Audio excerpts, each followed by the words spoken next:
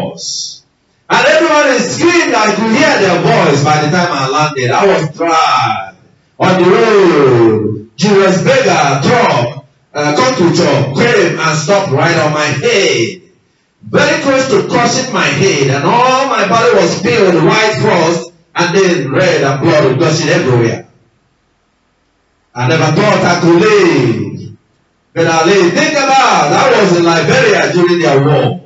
And when they were killing Nigerians over there, and God made a way before my turn, somebody said, come here and go and turn around and go the other way. And that saved my life. In the war, when then serving God and serving people who are in the needs during the war. And when the war came and broke out, and Chancellor soldiers came and overran the city of Monrovia. Unexpectedly, we went to bed with amored soldiers guarding all the cities. And when in the middle of the night, gunshots started. And I thought I was to be killed, and everything was knocked down. Nobody could reach me. I was a very important man then, still a very important man today. And every effort to rescue me, they sent the amored soldiers 3 times. A rescue operation organized by the first commanders as assistant Muhammad. Major Muhammad, I can't remember him. I think his name Muhammad. Either Muhammad or Muhammad Abubakar. And he sent the armor tank 3 times, but the power, the bombardment was too much among all the warring factions fighting for the capital. And we were surrounded before my eyes. God helped me. And he placed me in an armor building that was owned by a Swiss company that is a gold bullion company where they store their gold, they mine in Liberia. So I was living in the armor on Front Street. And I remember, think about that moment when death was close to you. And even no rescue operation could come to rescue me. Because I was at the center of all the warring factions. They couldn't. And then I got one phone call from the Major General Inianga's assistant, and he said, you are on your own. I have done everything I could to rescue you. And all our neighbors, I could see from my spy window, I call it spy window, because it was on the ground. It was built in a rock. So there is no amount of bomb that will get to the bunker where I was. But there is a window that you can look up, and I could see them commanding and bringing my neighbors and shooting them right in my face. And when they came to my door, they could not crack my door. Because the Lord kept me safe in an armor bunker. And even though I was told that there is no more way for me to be rescued, that's why I sang this song to give testimony unto God, my Lord, my Savior. I was told that it was finished, like you see spiritual operations of the United States. When the rescues attempt, they say you're on your own, they will abandon you in the field. I was abandoned.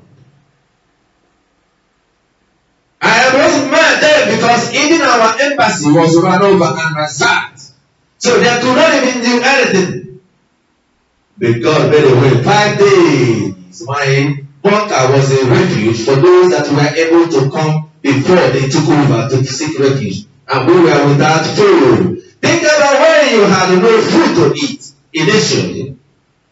Because nobody could even think about cooking any food to eat. By the time we knew and came to our senses and the shock, came over the shock of what happened, the bombardment and the shell falling on the building. And then, you hear it in the rattle of the building, but the building is standing strong.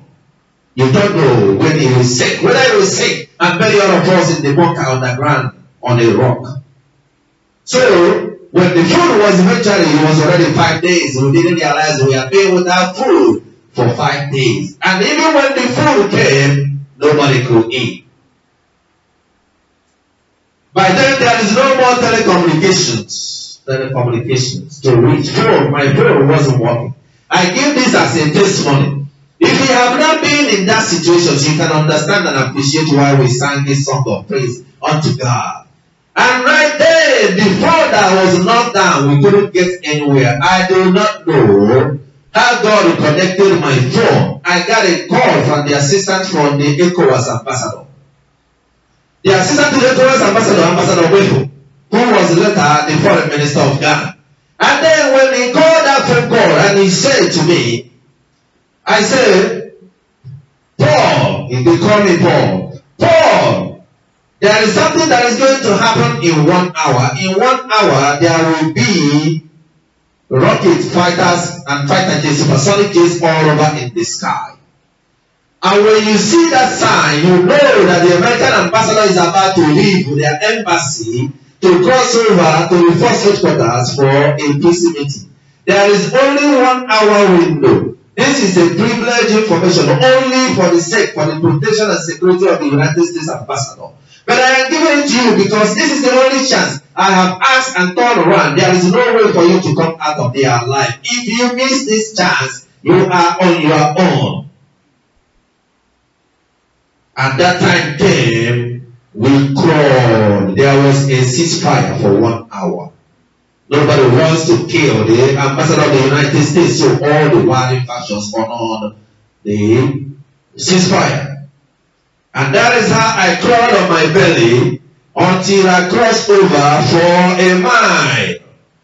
Because even though there was a ceasefire, there are still some fracas and sporadic shit here and there. And we crawled. And by the time I got to the bridge to get over to where Ekomog is, that's my finishing line. Then I will be saved. Then the other group before the Ekomog will say to me, hey, yo, you must be one of those people sponsoring the other factions. You come here. He was 9 years old. He could not even carry his AK-47. He was dragging it on the ground. But he was the commander of the force. UK.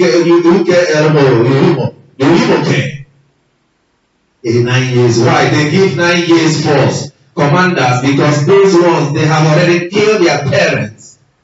And they told them that if you disobey their command, all your other children will be killed so that they cannot be bribed, and they feed them with drugs. And why? Because he said, because he killed I look good. I look good. And they thought he had my life. He's a child. A child who has been on drugs. That's why I say, have you been in a situations and circumstances? By the time you think you are coming out, something else happened. Don't give up hope. And know and trust your God. The only God that you serve. He is the one that can deliver you at any time.